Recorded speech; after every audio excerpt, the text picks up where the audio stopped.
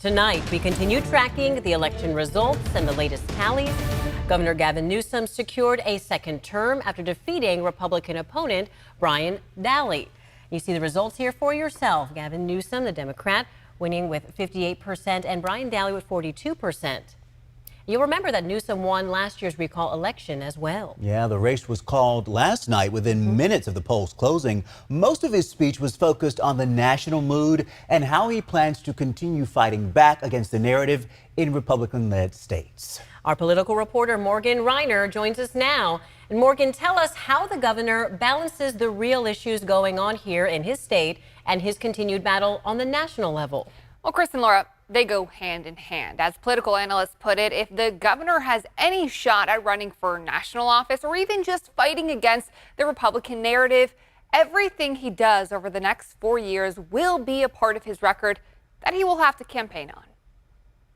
Election day morning, this is what the governor said his focus was moving forward. It's homelessness and housing affordability. Election night, once the polls closed, his focus was on the national narrative. We have governors that won their re-election tonight in other states that are banning books, that are banning speech, that are banning abortion.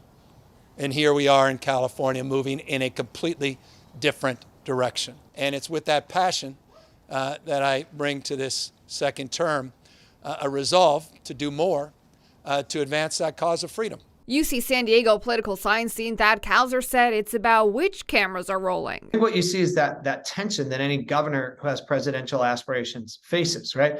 Nationally, he needs to be talking not about problems of California that he's going to solve, but about what's right about California and why it should be a model for the nation going forward. So you saw when he was using his time on the nation's camera last night, he was trying to project an image of California's strength. But both he and analyst Steve Swat said what happens in California over the next 4 years will need to be top of mind. Anything he does politically after this, he'll have to run on his record here in Sacramento.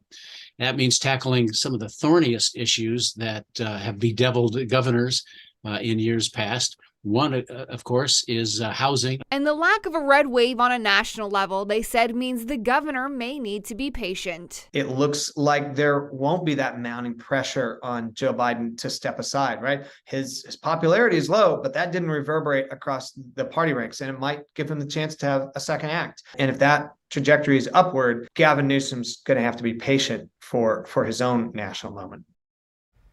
Now, Newsom's Care Corps proposal to address the homeless and mental health crisis will be in place statewide during this next term of his. And as soon as next month, the governor called for a special session to address high gas prices. Kauser believes many of the governor's plans will start to pay off and will help his national aspirations, Laura. And speaking of aspirations, Morgan Newsom did pledge to fulfill his 4-year term.